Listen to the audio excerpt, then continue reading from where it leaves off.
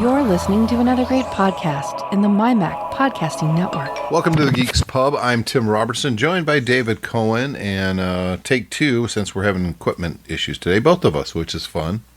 I don't know what's going on to you. I think it's the pre-Christmas gremlin. Yeah, it's gremlins in the system. I don't know if it was last week on TechFan that we were talking about this, or it was the last GeeksPub, but we were talking about the Grand Theft Auto video game trailer coming out soon. Yep. And I was trying to make the case that this is way bigger, and you were kind of downplaying it, like, well, it's not the biggest franchise in history in video games and stuff. And I won that argument because the trailer hasn't even been out a week yet, and it's already broken every record on YouTube. It's been viewed in less than a week 136 million times in less than a week. There's definitely a big appetite for this game. It's not just that, it's a cultural thing when it comes to Grand Theft Auto. It's funny because the company will advertise like the scummy aspects of the underground of, whatever city they're going to be in. Because they kind of did that with the other games too. But then when the game comes out, that plays a part in it, but it's such an open world. I mean, this is the video game franchise that really popularized the idea of go anywhere, do anything. And certainly GTA 5, I mean, the videos on the internet of people just finding incredibly crazy things to do and using it to really build quite exciting stuff is kind of legendary now with GTA 5. And if you can do the same in GTA 6 with a bigger, I mean, everything in this game looked like it's going to be bigger and better because it's been coming for a long time. Yep. The graphics look amazing. I was struck because, you know what, this kind of looked like a movie trailer. It did not look like a video game trailer. Well, if you go back and watch any of the GTA trailers starting with GTA 3, they always do that. Go back and watch the original one, and it feels like Goodfellas or something. You watch GTA Vice City trailer, and they're using music. Rockstar really knows how to build hype. And they deliver. That's the thing, though. Yeah, well, and the other thing is we're now at the point where the graphics in this video game is not. I mean, it's incredibly realistic. So you can still tell it's a video game, but it makes the cinematic nature of their trailer even much better. More cinematic. Yeah. Well, I credit Rockstar with getting me back into video games. Quite honestly, if it wasn't for a trailer they put out for Vice City back in 2001, I probably wouldn't even be doing this podcast, honestly. Because, Julie and I were sitting there watching something on TV, and I've said this story before. The trailer came out, and they had the Flock of Seagulls song, I Ran. Mm-hmm. And they had this open world, and the guys going... I'd never seen anything like that in a video game. It blew me away. The very next day after work, I went to Toys R Us. I bought a PS2, GTA Vice City, and a DVD of The Matrix. Because remember, the PS2 was a DVD player, and it was one of the cheapest DVD players out there on the market. So I credit Rockstar for getting me back into video games. Seriously. And it's interesting that you talk about Vice City because this one is set in Vice City again. Yeah. And it really has that. Even though it doesn't appear to be set in the 80s. It still has that cool kind of Miami. No, it's set in modern times, which is rare. Usually they set in a particular era, but because they're showing like viral videos and stuff like that.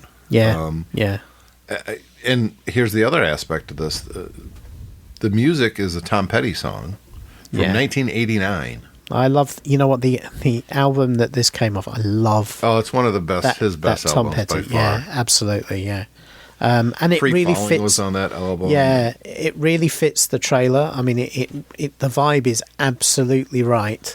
That song shot to the top of the music charts too. Of course, simply because of this game. Because this is probably the first time anyone even heard this song.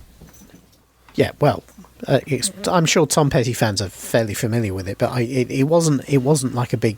Unlike Free Falling, it wasn't like a big hit at the time. So. I mean, it starts out perfect for a trailer. Yeah, exactly. And this appears to be about, again, they have this underpinning story to the game. This appears to be about, a a girl who comes out of prison and with her brother, and they look like they're trying to get themselves back on their feet. I don't think it's a brother unless they have a very... Well, no, she's laying on top of him you're right. Yeah, sorry. What family did you come from, dude? Come on. At the start, at the start of the trailer, I assumed it was her brother, and then yes, you're right. Later on, it becomes clear that if it is her brother, they're very, very naughty. Yes, that's... I'm looking forward to it. Now, of course, it says 2025 when the game comes out. So we're a minimum of 13 months away, but the chances of that coming out in January of 2025 is next to nil. And also, sometimes nowadays with video games, it might not even make 2025 because things happen. Rockstar will hit 2025. The other thing too that a lot of people are going to be not maybe aware of is Rockstar never releases on PC initially. They always do it after they've done the console. So you need to have a PlayStation or an Xbox if you want to play this game in 2025. I'm interested. The problem I always had with the GTA games is that I thought the concept and the execution of the environments and everything, even back in the day, was amazing, but the actual gameplay often sucked because there's a lot of combat, and the combat was often really, really hard to do. And then the other thing was racing the cars around, and also I personally always found that quite difficult as well. So, but then I've never played beyond GTA 3. GTA 4 was the worst when it came to... Because that was the first one that hit, at the time, the next generation, the Xbox 360. Yeah.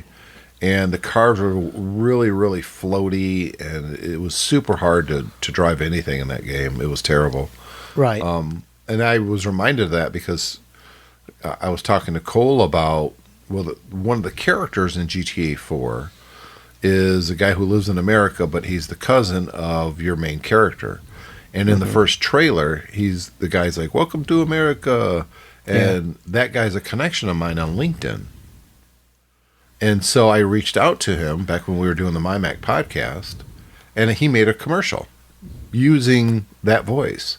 Right. And I mixed it with the music that they had played and some sound effects and stuff, and it was quite awesome. Yeah. So anyway, let's move on from GTA. We're doing something new here on GeeksPub. We're starting a new feature, and it's going to continue on every episode for a while. We call it the bracket because we're not very creative sometimes, and that's... So the bracket is a superhero movie, or comic book movie, I should say. Not superhero. Comic book movie. Fight Club. Yeah, I mean, worth explaining, because as I indicated to you when you first approached me this idea, the idea of a bracket is not universally understood outside of North America. Right. So the bracket is like a tournament league. Yes.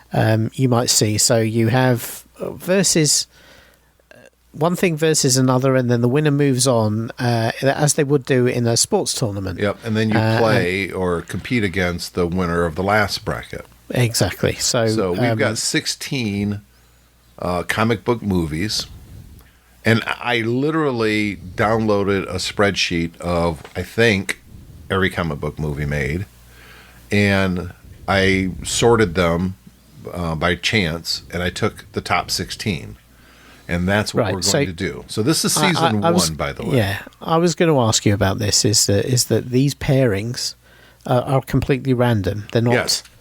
Right, okay. They're not selected by you for the purposes of argument. No. It's completely random. And what we'll do is in season 1, we'll crown a champion. And then in season 2, we'll get 16 more. And we'll do that 4 times until we have 4 champions. And then the 4 champions will go against each other. Right. You like it? I like it. That should take us out to 2030, I think. Okay.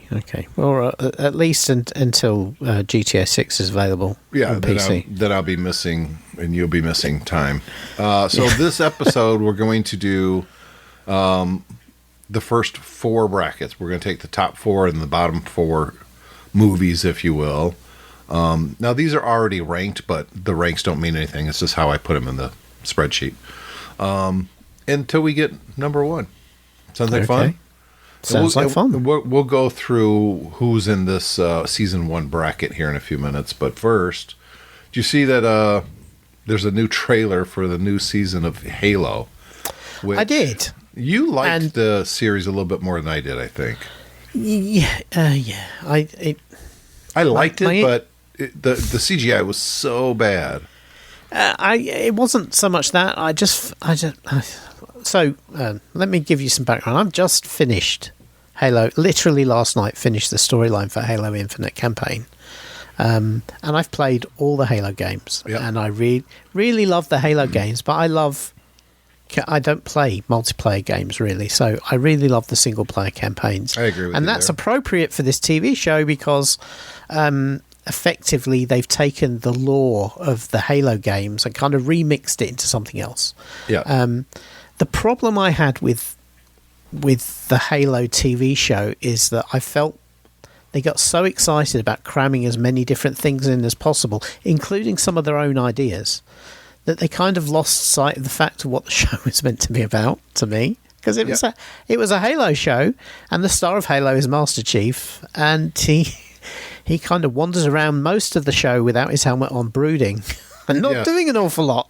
Yeah. And he wasn't in it as much as you would expect him to be, because they gave a lot of screen time to other characters. Who were not very interesting. Yeah, well, that was the problem, is that the more characters you have, the less time you have to kind of delve into the characters. And I think the problem is this didn't really have any focus. The video games have a singular focus, which is that there are first-person shooters. There's an awful lot of shooting of aliens in them. But interspersed with that, and that's one of the things I think that makes Halo more interesting than some of the other shooters you might play, is that there was this character dynamic between the Master Chief, who's a cybernetically augmented super soldier, whose face you never see because he always has his helmet on, and his his computer embedded AI called Cortana, who is a phenomenally intelligent creature that's kind of lives in his helmet, and they have this relationship, and it's really quite interesting because it's a masterpiece of voice acting. They do in the games over many years. They kept the same actors, that they actually build this relationship via characters who you can't really see. I mean, you see Cortana, and it's video games, so every time you see her and the graphics improve, she gets curvier and curvier and curvier. Yeah, shocker. Right, and she kind of strolls around, but she only walks around on his hand and onto platforms and back again. So there's not a lot of acting that can be done there. It's mostly done with the voice, and then the Master Chief, you just never see him at all. And despite that, they build this truly believable relationship, and it drives the dynamic of all the games. And even this last one, it's still all about the relationship between Master Chief and this AI who's over the course of the series kind of goes rogue. And that's the most interesting relationship in the video games. Now, I can understand them not wanting to necessarily just recreate that on TV, but nevertheless, I think they went far too far the other direction by throwing all these extra characters into the mix. And the problem is it just became kind of dull because you weren't really invested in any of them. And that was the problem. And also as well, for a show that's based on a first-person shooter, there was a shocking lack of action, and I think most people were kind of expecting to see lots and lots of fully CGI'd action, and as you say, when they did do it, it didn't look very good. Oh, in the last episode, the alien planet or whatever the hell they're on looks so bad. It's like you couldn't even bother to render graphics in the background. I think you look at this and you think, well, this very much smells like a too many cooks problem. And a level of ambition that outstripped the time or the budget or both they had. Good on them for doing a season 2, because I think actually the show deserves a season 2. The trailer looks better, but then things always look better in the trailer. Yeah. So it's hard to tell. I watched this series, but despite the fact I'm a huge Halo fan, I really had to slog my way through it because it was just very middle of the road, which was really disappointing. Maybe when we're done with our bracket thing and we crown our ultimate champion, we'll have one for trailers. Yeah, that'd be a good idea. Not basing it on how good the movie actually is. No, just on the trailer. Yeah. But so I think this very much smacked of the problem we used to get with video game adaptations, which was they were often very profoundly disappointing. You know what's funny? I don't even remember. I know I watched the trailer for season 2. I'm the one who put this in the show notes. Yeah, I can't tell you what. I can't remember it at all. That's pretty bad. Yeah, that's pretty bad. So I don't. Does it deserve a season 2 though? Really? I think the idea of doing a Master Chief TV show, maybe that's part of the problem. Maybe it should be called Master Chief and not Halo, because it doesn't really have a lot to do with the Halo games, and it doesn't really have a lot to do with Halos. Yeah. So, maybe that's part of the issue. Is they should change the focus. But I've got a horrible feeling we're going to get more of the same in season 2. I think we're exactly getting more of the same. And after that, it will die because put it this way, much better shows than Halo have been cancelled over the past 2-3 years. Yeah. So we will see. But I'm kind of sad because I've just finished Infinite. I really, despite the fact it got a mediocre review from a lot of people, I really, really enjoyed it. I thought it was really good. I haven't. I played maybe 10 minutes of it. Yeah. I always mean to go back to it and play it some more, but it's interesting because this one they actually did an open world, so you could go anywhere. That's what made me excited about on the it. Halo. Yeah, but the problem is again they didn't really make good use of that because you just basically use that as a way of. You had all these missions that were very, very similar, and all you had to do was trek between them somehow. There wasn't an awful lot else going on in the Halo, so it wasn't like GTA where you could figure out how to do anything. Right. It really was just now rather than going from mission to mission by just teleporting, you had to trudge over 1.5 kilometers of simulated landscape until you open up fast travel, in which case you then just start teleporting between them again because there's nothing to do between these places. It kind of reminded me of some of the early Halo levels where you really felt that the environment they were in really existed. Yeah, I mean it was very well realised, but the problem was it just was a bit dull. There wasn't very much to do. Yeah, it was kind of like being in a national park. Well, number one, the music for Halo is amazing. It's one of the best video game soundtracks of all time. I'll die on that cross.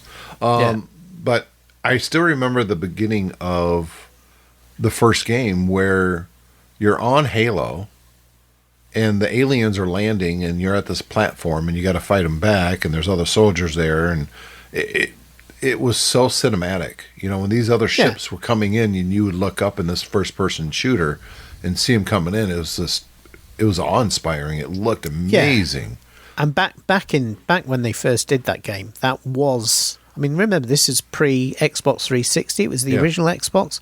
It really was quite groundbreaking because shooters weren't like that back then. No. The difficulty the Halo franchise faces now is that now everybody's done all of that, and so they have to come up with something new.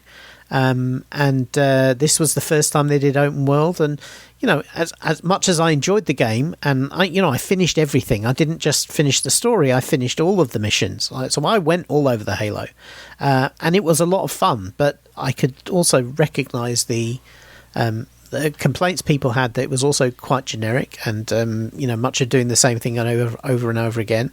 For me, the thing that made it great was that playing as the Master Chief, you feel you're still vulnerable, but you feel so powerful. You feel like you are a super soldier in a super suit with really cool weapons, and that you're the best soldier in the game. It makes you feel like that, which is incredible. And that's one of the things that really kind of disappoints about the TV show, is they didn't really lean into that at all. The Master Chief was venerated right across the TV show, and you didn't really get to see why. Yeah. Let's we've had this in the show notes for a while, back in October, and we just never got to it seems, but I think now is a good time. There's a new Highlander. They're rebooting Highlander. Yeah. And they're using Henry Cavill as the lead. So as soon as I saw this, I thought that is inspired casting. That's really good. Yeah. He is really good. I mean, I have a lot of time for Henry Cavill as an actor because I think he's a lot more versatile than people give him credit for. But he is built like a unit. Yeah, he's a massive guy, and he's got a great kind of charisma about him, which made him great as Superman. And you just know that he will be awesome as the Highlander. And this came out of I was making up topics for us to talk about when we had nothing else to talk about, and one of the things I came up is are modern remakes of older material worthwhile or worthless. I put that in the show notes, and literally the next day they said they're doing Highlander again with Henry Cavill, and this is being directed by Chad Stahelski, who's the guy behind he's a former stuntman, he's the guy behind the John Wick movies. Yep. So that all of that makes me kind of excited, because Highlander was a lot of people not of our age might not have ever really heard of it, because it's kind of old now. But back in the day, it was very, very on point in terms of geek culture. It was very stylish. It had great soundtrack, because soundtrack was by Queen. It had Christopher Lambert, who was one of the cool actors of the day in it. Sean Connery, who was Sean Connery. I mean, it amazing. was he was amazing, despite the fact that he was a Scottishman playing an ancient Egyptian who was dressed as a Spaniard. Yeah. And it shouldn't have worked, and yet Sean Connery kind of made it work. And it's about these immortals. There are immortals all over the globe, and they kind of spend their time going through history, and eventually they feel compelled to battle each other to kind of like a bracket.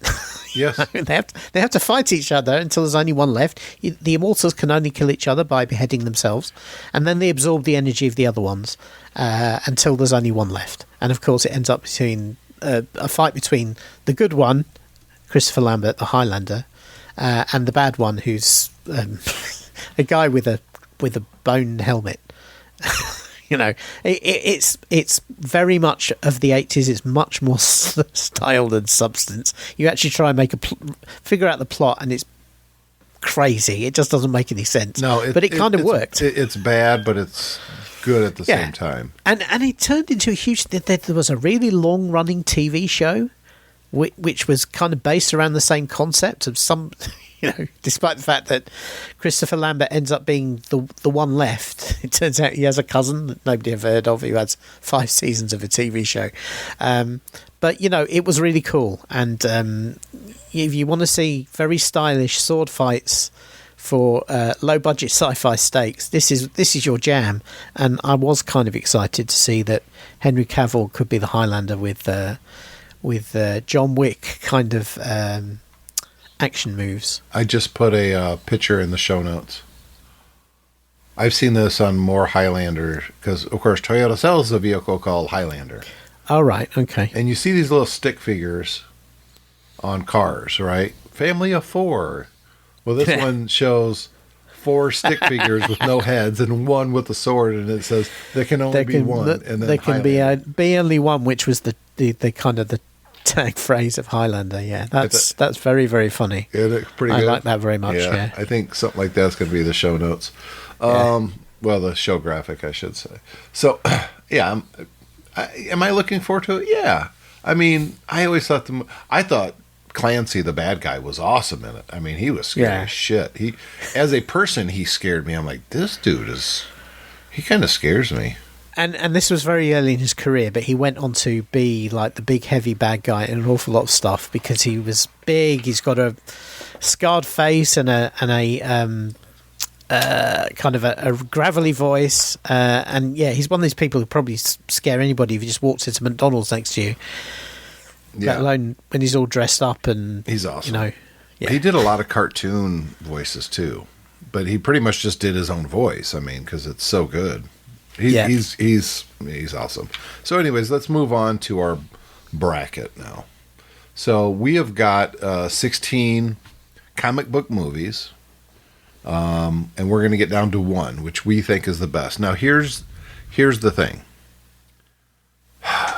We're going to disagree, right?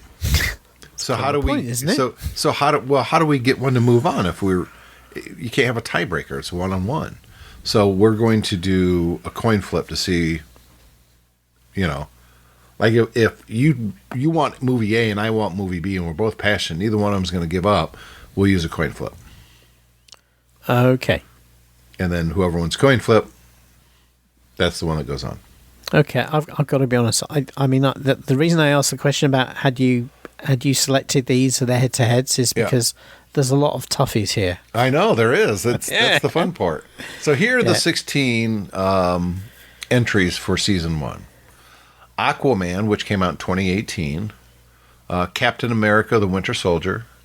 Unbreakable, which came out in 2000. A lot of people don't realize that Unbreakable was based on a comic book. Or it became a comic book, Deadpool, Captain America. Do the verses so that people know which is which versus which. No, we'll get to that. Oh, all right, okay. Captain America the first one, The Rocketeer, Captain Marvel from 2019, the 1989 Batman, 2019 Joker, X-Men First Class. I can't believe that's from 2011. That seems... No, yeah. Wow. X-Men from 2000, the first X-Men movie. The first Doctor Strange. Blade from 1998. That's Wesley Snipes. The League of Extraordinary Gentlemen. Judge Dredd, which is Sylvester Stallone, 1995. I am the law. And Venom from 2018. So that is our bracket. Did it select random movies from the list? Yes. Because when I saw Judge Dredd, I assumed it was the later one. Well, that's why I put the date. Right, that was actually just called Dredd, wasn't it? So I think so. That's the guy that played Bones. Yep. He's in The Boys. So, who's going against who? Well, this week we've got, in our first match, Aquaman against Captain America, the Winter Soldier. And then Unbreakable going against Deadpool. And then Blade going against the League of Extraordinary Gentlemen. And then Judge Dredd against Venom. So, let's get started, David. Aquaman, which I think is an underrated movie, quite honestly. Yeah.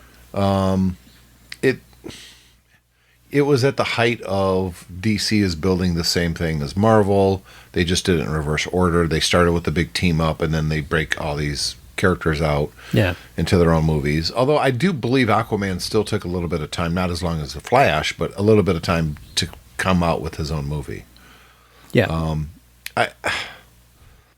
I think when I first watched this Aquaman movie, I was like, that was okay. But I don't remember being blown away by it. Do you? I think it was a movie that impressed in the movies more than you thought it would. I think there was a problem that a lot of people went in with low expectations. Let's face it, and we've seen it in shows like The Boys and what have you. Aquaman's always been a bit of a joke. It's like, oh, he's got fishy powers, you know. And a lot of people have kind of taken the mickey out of it. I actually think they did a pretty decent fist of turning the original Aquaman. He was played very well in the team up movie in Justice League because he was played by a character who's actually really good at doing that kind of tough but cool thing. I think the movie, to me, I remember being quite surprised by how good I thought it was. I think the difficulty always with an Aquaman movie is, it's people fighting underwater, and no matter how well you do that, and I think they did a pretty good job of, they had a really cool effect when they kept going in and out of water, and they would walk into rooms where the water would drain away, and they could talk more differently, and yet they could still move, and it felt like they were actually fighting underwater. I think the problem is that fighting underwater just comes across as a bit lame, and I still think this had a bit of a stink of lameness about it, despite the fact that they had a very cool actor as Aquaman. They had a pretty good cast from what I remember in this movie, but it was, the story was kind of meh. It's a typical thing of, estranged man reconnects with his people. Turns out he's meant to be the people's savior. Nobody buys it. There's a despot on the throne. I mean, it's a story we've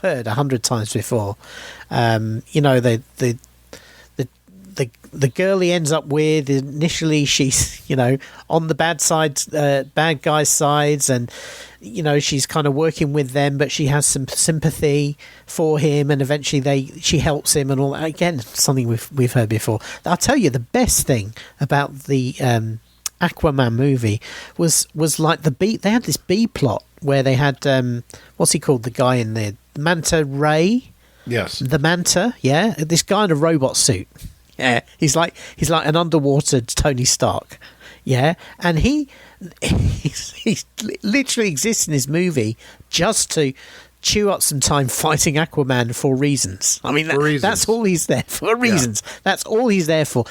Those scenes were by far and away the best part of the movie. Yeah, and yet they're effectively completely fight filler. But they were the best part, and this guy just literally gets short shrift. He fights him once, kind of gets away, finds him a second time, kicks his ass. Aquaman absolutely kicks his ass, and that's it. That's all you say. And then in the end, they kind of bring him on as saying, "Well, he's out for revenge." Manta is always out for revenge. Right. That's his gig. That is made very clear in this movie that the Manta's all about revenge on Arthur Curry, on Aquaman. But apart from that, he's played by Michael B. Jordan, an amazing actor. Yeah, and he's basically given no lines, no plot, very little backstory, and the backstory he has is revenge. And then he just turns up and spends 25 minutes in a kick-ass fight and gets beaten. It was amazing, but also pointless. And I think there's the problem with the movie, maybe, and maybe that's why you don't remember it much, is that it all seemed a bit pointless at the end of the day, and nobody, I think, really cared who was on the fish throne. I don't think anybody did either. And of course, what's happening now is we've got the next one coming, which is kind of embarrassing because this is a dead universe, so it's a dead universe walking. Yeah, it's like and the nothing matters in this movie. Yeah, and so I can imagine the drowning puns that are going to be made in headlines across the tech press and the media press about this. Yeah, and it's a shame because it could be good. Yeah, and I do really like Jason Momoa, the actor. I do too. I've watched him in lots of things. He was in the, funnily enough, how ironic is this? He was a big star in Stargate Atlantis. The guy has a thing for water, but he was also in that Apple TV show where everyone was blind. He's a really good actor. Again, another one of these guys, because he's big and beefy, I think he gets only action roles, and I think he's better than that. But he sure does pull it off, and he's probably the best thing in the Aquaman movie. I would agree with that. Yep. But the problem is what it's going against here in our bracket. Yeah. Captain America: The Winter Soldier. One of the best superhero movies ever made. Yeah, I don't think that this is even a fair fight. My prediction is Captain America: The Winter Soldier is going to be vying for the championship. It is quite simply one of the very best superhero movies ever made. I think that part of the success of the Marvel Cinematic Universe is because of the Captain America movies. Now, I'm glad Civil War's not in here because I don't know what's better, is Civil War or The Winter Soldier. Boy, it's a hard one. But the concept of this movie is that Bucky, who was in the first Captain America movie and killed, and it's kind of the motivation behind Captain America in a way. Yeah, it's a big regret. He comes back, and he's been cybernetically enhanced. He's got this bionic arm, basically. And he's Soviet brainwashed. So effectively, he's been turned into like a brainless assassin.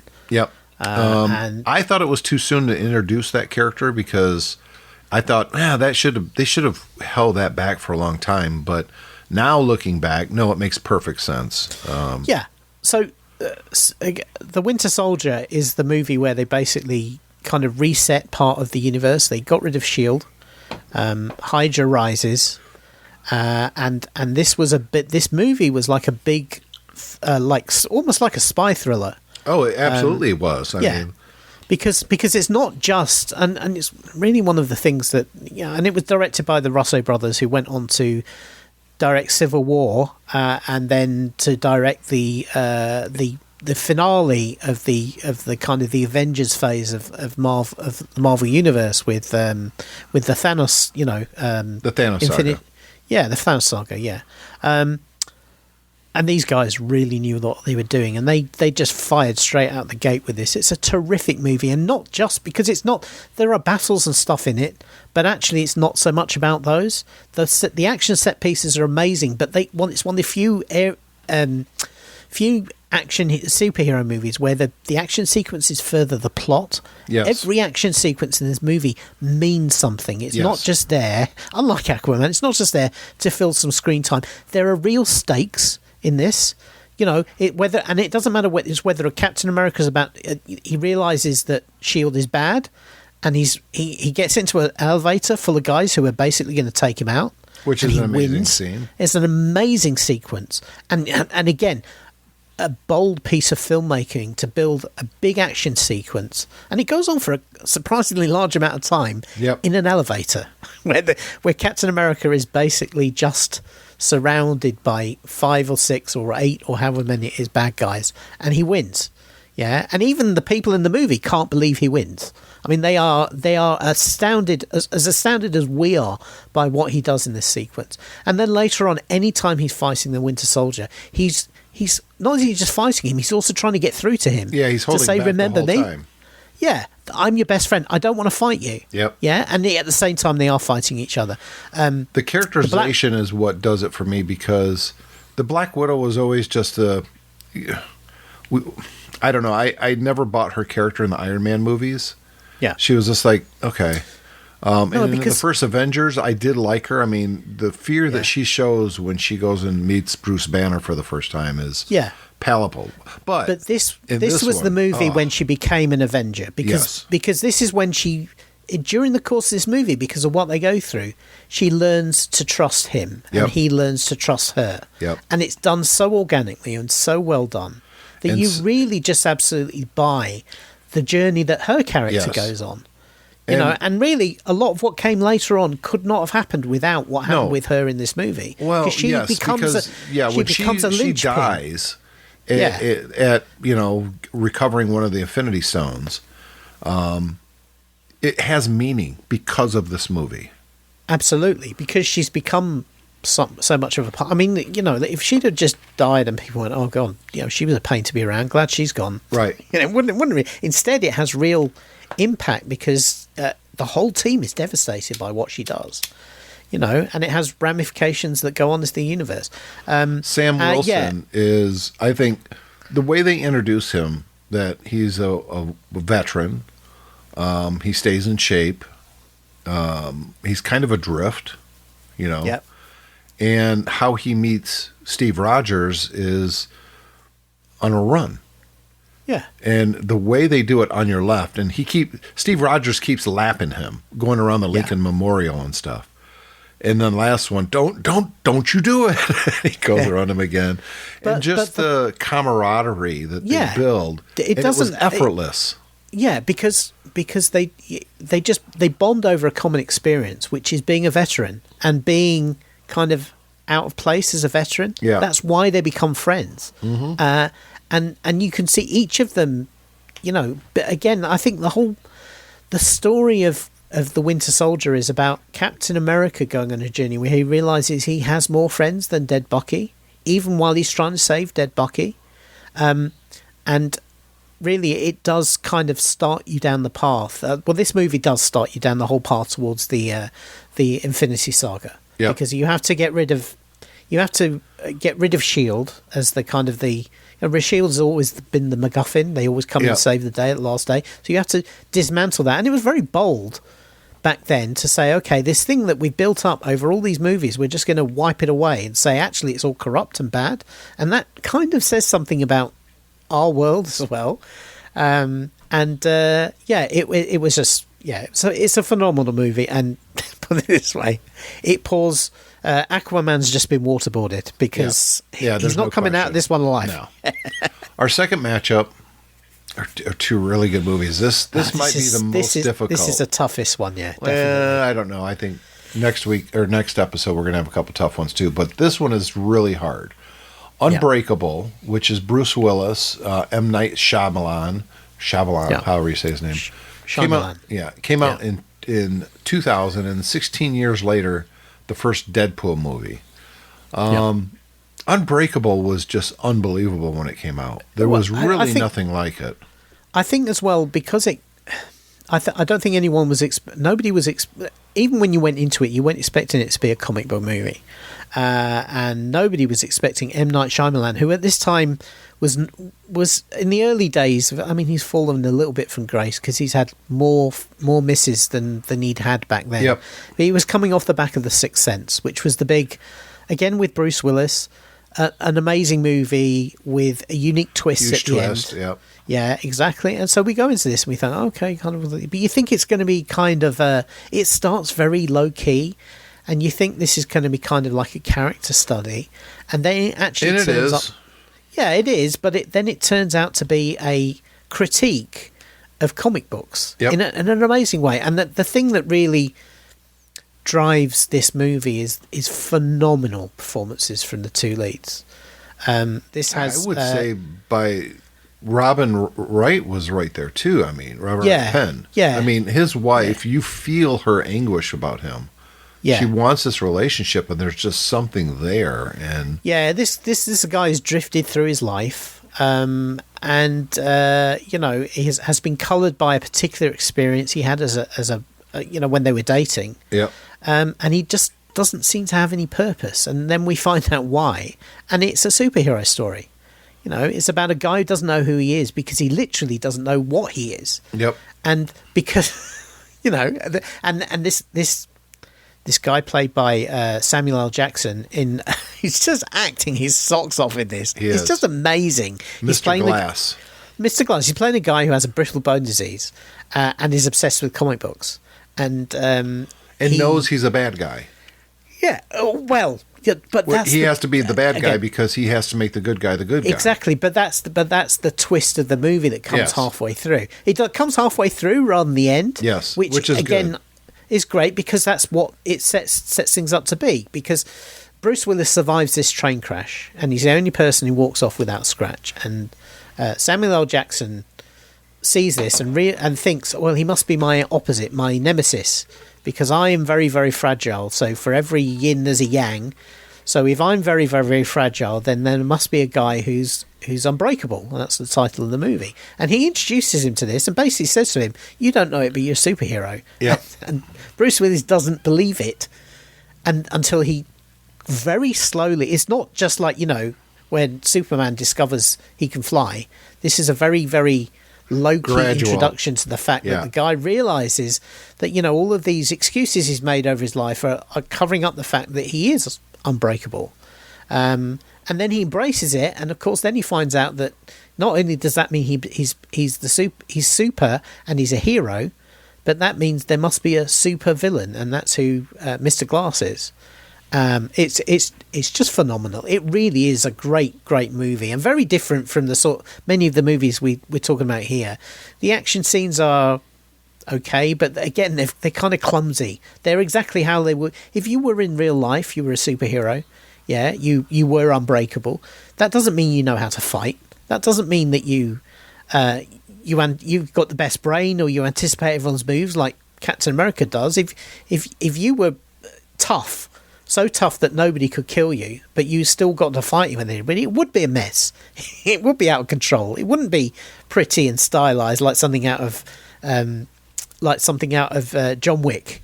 It would be like most typical fights are: clumsy, opportunistic, not particularly exciting to watch, and you wouldn't know who's going to win until the winner emerges. And that's kind of what they do with that here. And this is what's great about it is that it feels, even though it's fantastical, it feels very grounded, and it's the sort of thing you could imagine would happen. It could happen in real life if these characters existed. So it's a phenomenal movie. It really is. I don't care too much for the sequels. When they brought the stuff back. Yeah. And the one thing that makes it tough for me to watch this movie nowadays is knowing how Bruce Willis has ended up. You know, yeah, that's kind of hard. I mean, the guy really was, I think, even though he was up for Oscars and that sort of thing, I think his career really took a negative nosedive, and I think he was very underrated in Hollywood because he got tied to these super franchises like Die Hard and everything, and I actually think he was a far better actor than that. And it's sad to see that now he's got dementia, he doesn't know who he is. I don't know if he doesn't know who he is. He doesn't have the ability to speak. No, it's gotten worse than that now. Recently, they said it was full-blown dementia, and he really doesn't, bumbles his way through the day not knowing what's going on. So yeah, that's terrible. Yeah. Next one, though, is what it's going against is Deadpool. Now, these could not be two polar opposite movies. As low-key and dark and brooding as Unbreakable is, Deadpool is the exact opposite. And as well as the casting is in Unbreakable, I think it's even better. I hate to say that, but maybe. Yeah. I mean, was Ryan Reynolds born to play Deadpool or not? I mean, I think so. God. I mean, he's so good in this movie. I think... And I love the story, how this movie came to be. That him and the director got together and made a short 5-minute film. And... and not just this is one two guys messing around with camcorders. I mean, they made it with special effects. Yeah, it's amazing. Yeah, this was basically a 5-minute, very expensive elevator pitch. Well, demo reel of how to do Deadpool in the movies and to show what it could be. And it very much leans into what Deadpool in the comics is all about, which is irreverent, breaking the fourth wall. Really, really kind of stupid, but in a very, very funny way, while it being extremely violent. Extremely violent. And the light-hearted approach to the violence is not... I mean, it is... It's comic book. It is comic book, but I think the beauty... They realised that to do that in the movies, you have to do a bit more than just show it. And I think what they do is very brilliantly in the actual movie of Deadpool is that... you realise very much that this light-hearted approach is a front for somebody who's in incredibly deep pain. Yes. And Ryan Reynolds just really brings that out. The story of this movie is so much better than so many superhero movies, because while it's about saving the girl from the bad guy, and the bad guy's a bit of a lunatic, they kind of make it real in this. They make it... it feels dangerous, and it feels... like his anger and his approach to it is justified, and yet he never loses that lightheartedness. And then what he does is they have the brilliant idea of bringing in some other minor characters from other franchises. They explicitly stay on screen. This is because we haven't got the rights to the big one. Yeah, because it's fourth wall breaking. Yeah, and then he spends the whole time while they're helping him taking the mickey out of them. It's brilliant. Yes, it's absolutely brilliant. And I think just thinking about it, as much as I love Unbreakable, I do really mean that. I dearly love Unbreakable. I do too. I can't feel. I'm with you. You can't beat Deadpool, because here's the thing. Here's what it comes down to. You have to watch one of these movies when we're done filming or done recording. Which one are you going to watch? I guarantee you it's going to be Deadpool. You're just going to watch Deadpool because it's so much fun and exciting, and the acting is great, and the action pieces are great. Colossus is great. I mean, it's so good. And you do believe the love story between Deadpool and the girl too. Yeah, you totally buy it. Yeah, and you can understand, what happens in this, and and it has everything. It brings in everything from the comics, but it doesn't. The fact that he lives with the blind old lady is there, just like it is in the comics. The relationship is very much the same as it is in the comics. It's bizarre and it shouldn't work, and yet it does, because they love the material, and it was clear they were very, very careful to do it proper justice. And then even the minor side characters, the taxi driver becomes a really important part of Deadpool's life. Even more so in the sequel. He's just a taxi driver who happens to pick up a superhero one day. It's so funny. It is a great movie, and yes, don't get me wrong, it's extremely violent, but it plays that for the laughs, but not in an irreverent way. It basically, it's like you say, like a comic. It recognises that we're all used to seeing these violent scenes, and that the generic bad guys who are going to get shot up, are not important. It is comic book violence, and it just plays into that brilliantly. It's almost a perfect superhero movie, isn't it? Yeah. So we're giving it. I can't believe I'm saying this though, because honestly, it's really hard to convey to a listener right now how hard this is for me to say that Deadpool, who I hate in the comic books, it's an awful comic book. I don't enjoy it at all. I really don't. Really? Deadpool. I love the comic. In fact, it gets too long in the tooth. It's too over the top. They've done too much with him. He was overexposed. Yeah. They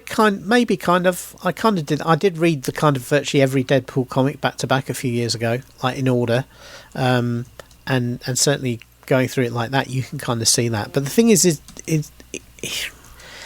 the great thing about Deadpool is it deflates a lot of the pomposity in a lot of these movies. That's it. And Deadpool that's works better as a movie than a comic book.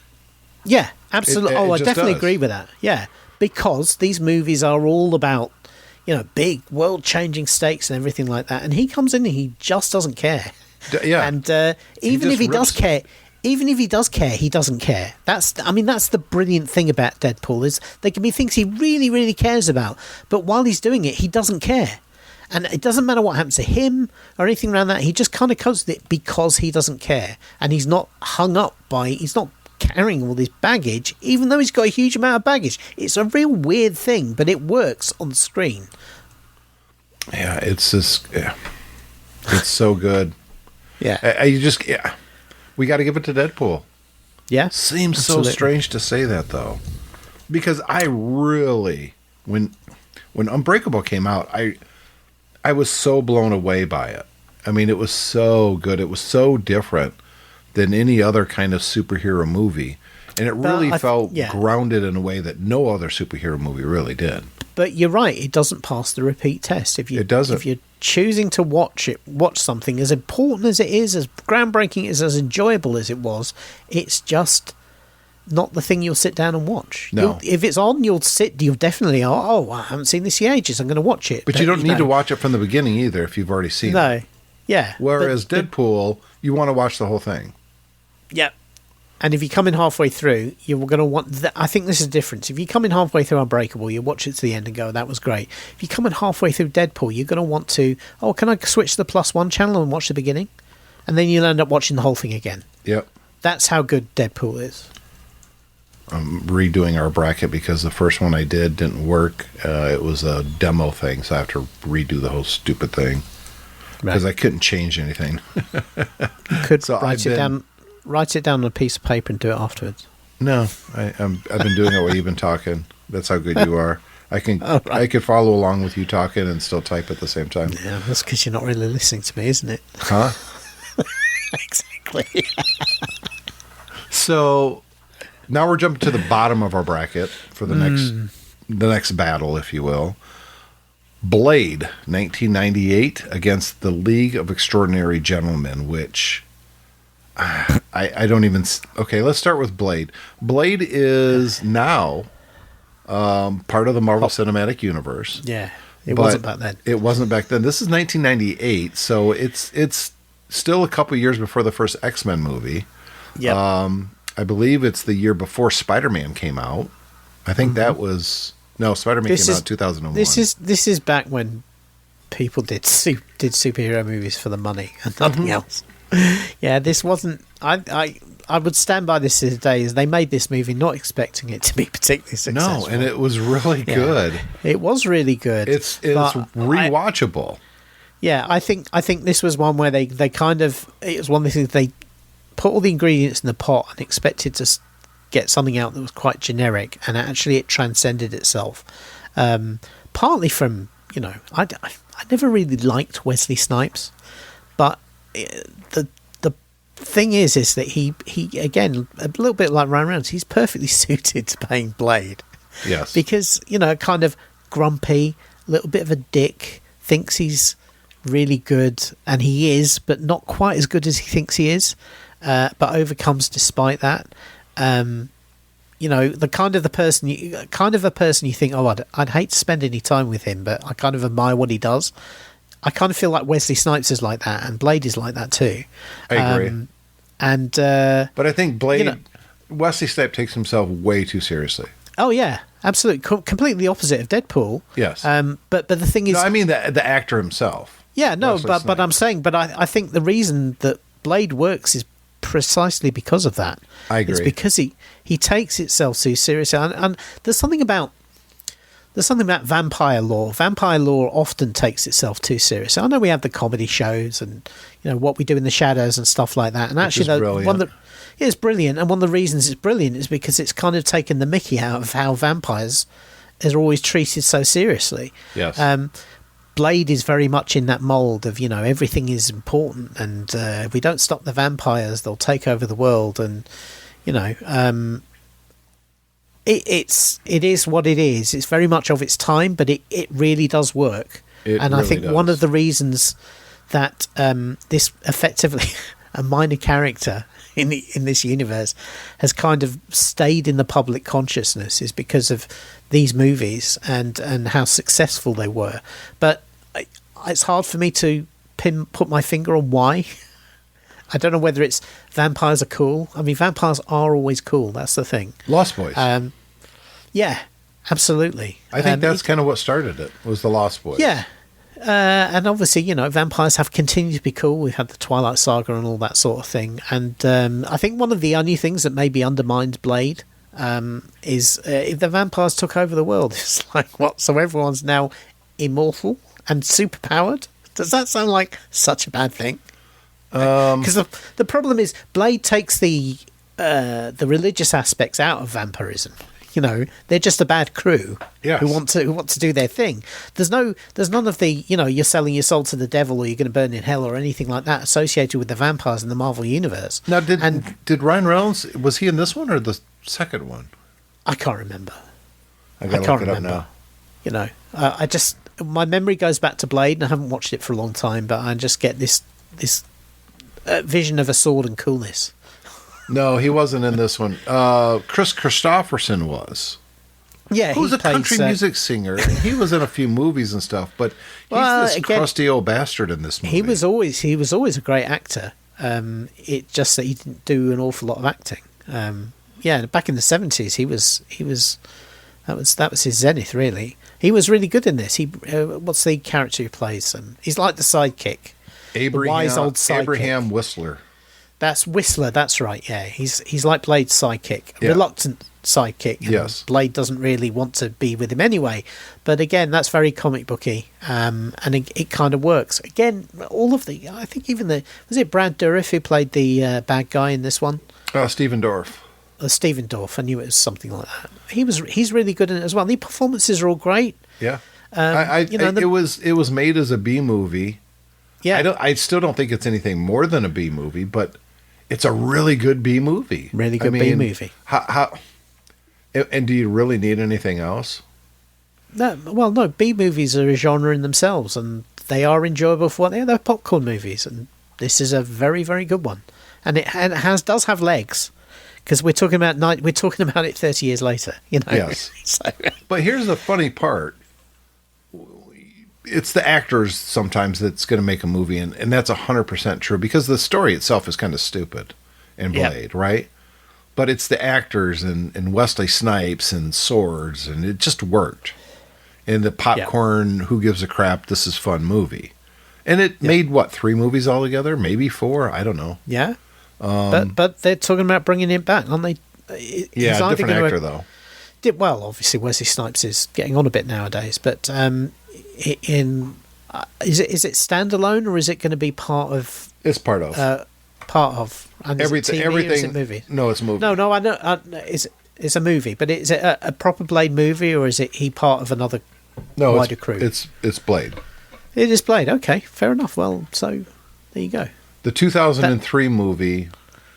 The League of Extraordinary Gentlemen. Now, sadly, they will not be bringing this one back in 30 years on. Here's the problem with this. Now, the idea behind this is some classic characters, Dr. Jekyll and Mr. Hyde and stuff like that. Dr. Nemo, right? Captain Nemo and the Captain Nautilus. Nemo, yeah. Yeah, we have and a very Jules Verne-based one rather than the Disney movie one. Right, yeah, Tom Sawyer, Alan Quatermain from King Solomon's Mines, and then Mina Harker, who is the girl who was bitten by Dracula in the Dracula movies, right? In the Dracula story, yeah, they come together as kind of a Victorian steampunk superhero team. And the comic book was amazing. Yeah, and the comic book was written by Alan Moore, who's one of the best comic book writers. One of the best, yeah, exactly. And the comic book was amazing, and I was really, really excited about this when I heard they did a movie. They were doing the movie, and Sean Connery's in it. How could you? I mean, it's going to be Sean Connery, Mr. Highlander, and James Bond himself. Sean Connery's actually pretty good in this, but now, until you find out why he did this movie, the money. No, was it the money? No. Why did he do the movie? He said if he didn't understand what the movie was about, he wasn't going to do the movie. Right. So he was offered a script back in 98, or late 97, early 98, that he read it, and he just didn't understand it, so he passed on it.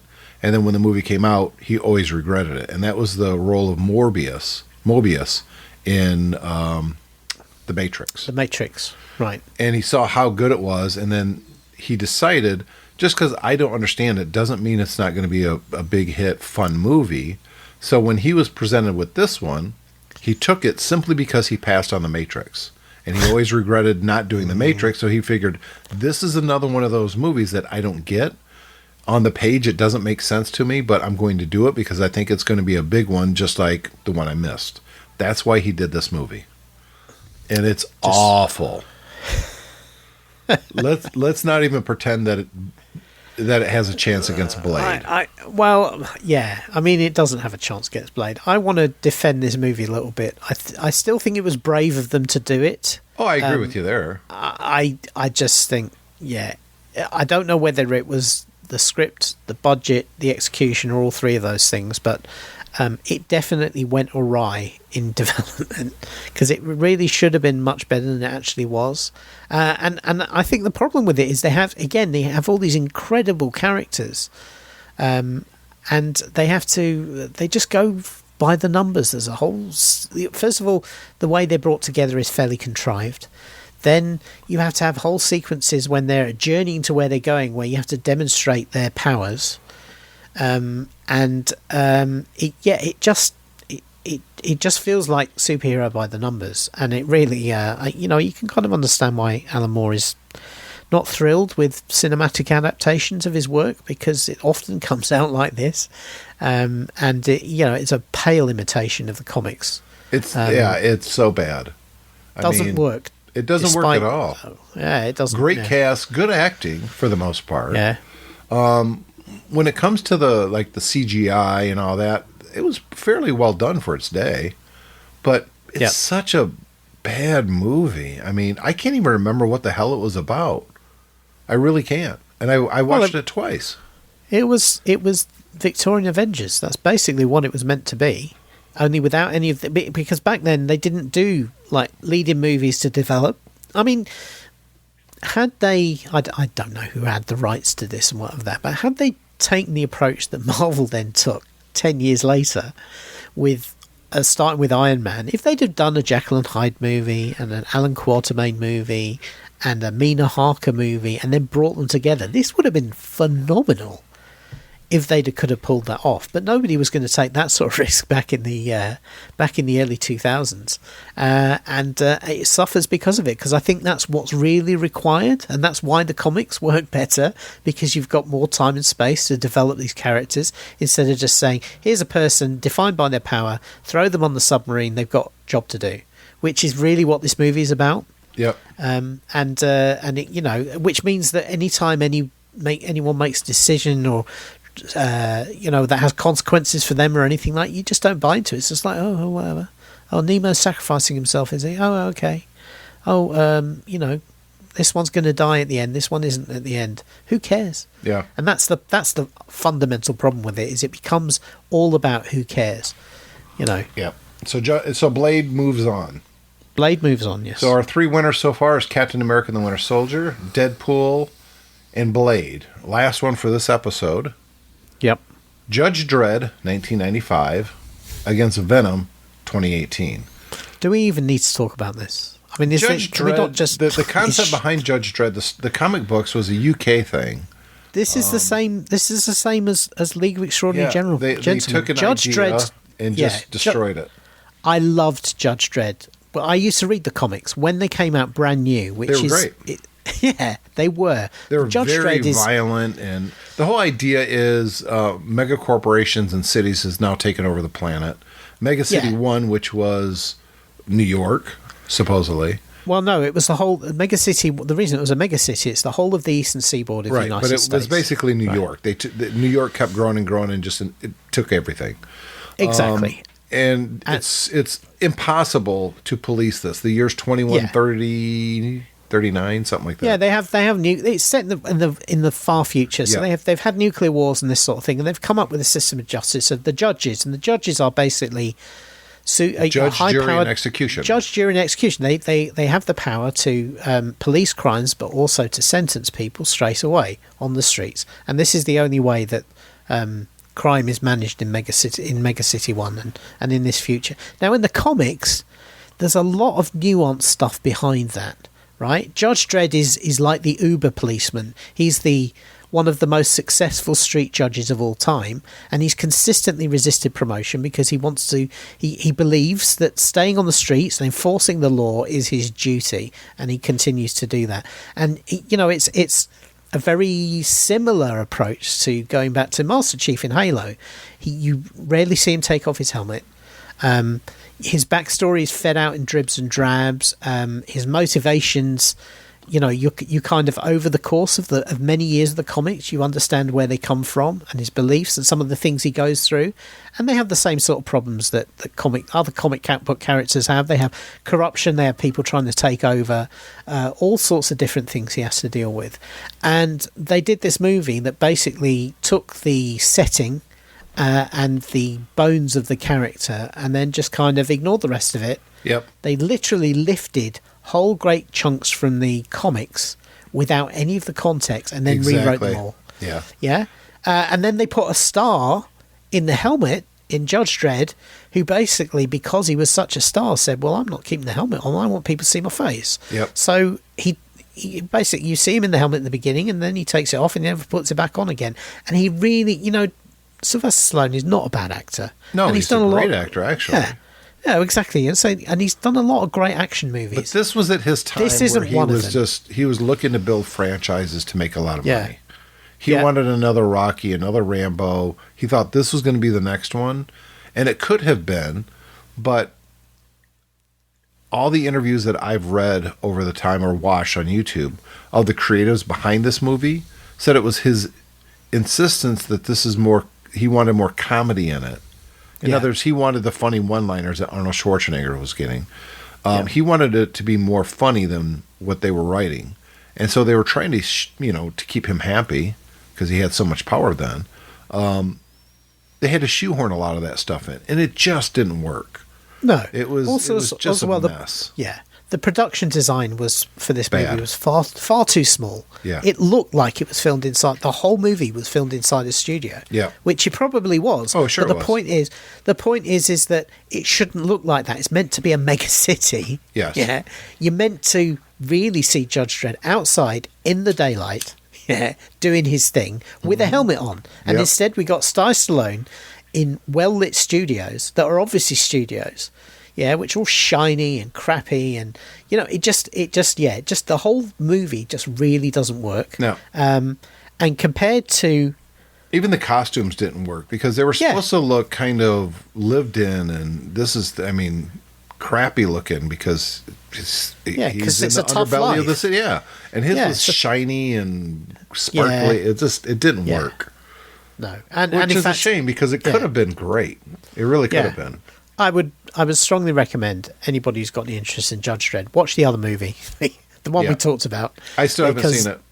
No, it's basically if you've ever seen The Raid, you've seen The Raid. Well, it's basically The Raid, a Western version of The Raid, but with Judge Dredd in it. It's fantastic. Well, now I'm going to have to watch it. I really like the actor. I just never got around to watching it. Yeah.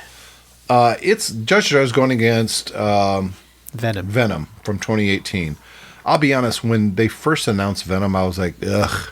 Here's Sony cashing in. They've got rights to the whole Spider-Verse. Venom is supposed to be a bad guy. Yeah. He's not supposed to be an anti-hero. He's supposed to be a bad guy. That's what Venom is. And we'd already seen Venom in the Sony Spider-Man movies, done which a different way. Which was so bad. Which, that particular one wasn't great at all. So it was, I think, again, expectations were low, and this was this stage when Sony had basically relicensed back to Marvel Spider-Man, and the part of that deal was, well, the rest of the Spider universe you can do what you want with, and so they ran with it. So I think we all thought this was going to be terrible, and it probably would have been terrible had it not been for the fact that they had the genius idea of casting Tom Hardy, and who completely Eddie makes this. I mean, he is such a loser. It's a virtuoso performance. It is. He's a loser, but he's just a loser, isn't he? He is a loser. I think that's part of what makes this good, is that he is a loser. He has good ideals and good morals, but despite those, he still is a loser. He can't help but making bad decisions, and his whole life is a series of bad decisions. Yeah, and you really think he literally is at rock bottom, all through his own fault of his own. 100%. Yeah, and then he ends up being infected with the symbiote and turning into Venom.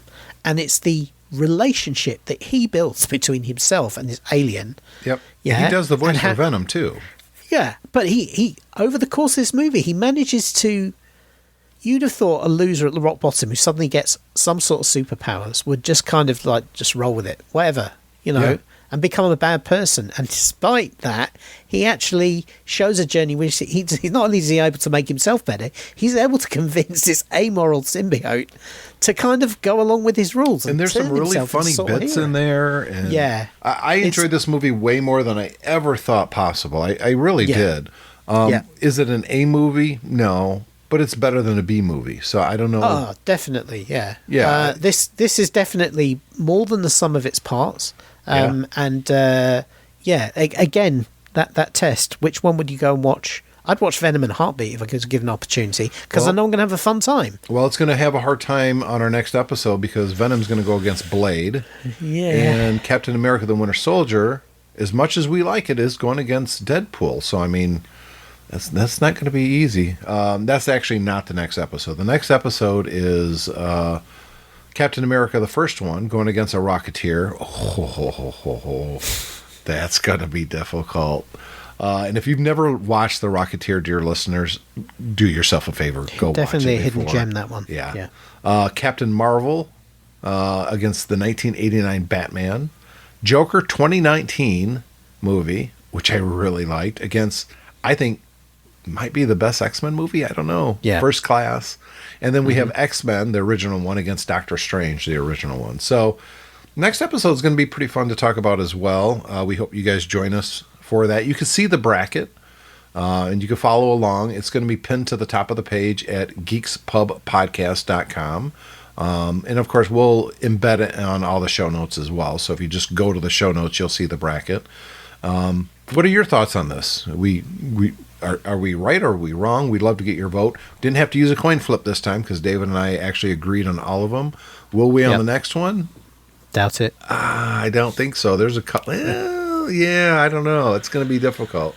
David, we're going to be back in 1 week, and we're doing the 500th episode of Tech Fan. In fact, as we wrap this episode up, by the way, the show at GeeksPub Podcast, that's how you can get a hold of us. Feedback at, is it feedback? Yeah, I think. Is that right? Hey, you just hit us up at, it's the show at GeeksPub Podcast. Just use Google. Just use Google. But to wrap this episode up, we're going to play a little promo for the next Tech Fan next week. David, I'll see you next week. See you then.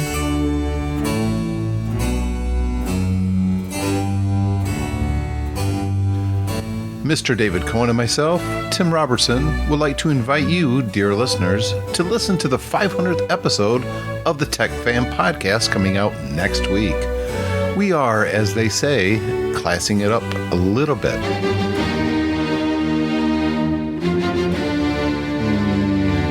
Okay. All right. Trust me. All right with the music.